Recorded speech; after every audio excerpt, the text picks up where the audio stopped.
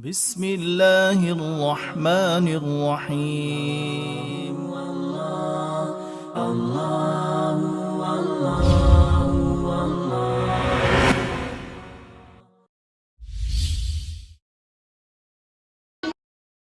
ورحمة الله وبركاته. سورة الفيل. أعوذ بالله من الشيطان الرجيم. بسم الله الرحمن الرحيم. ألم تر كيف فعل ربك بأصحاب الفيل؟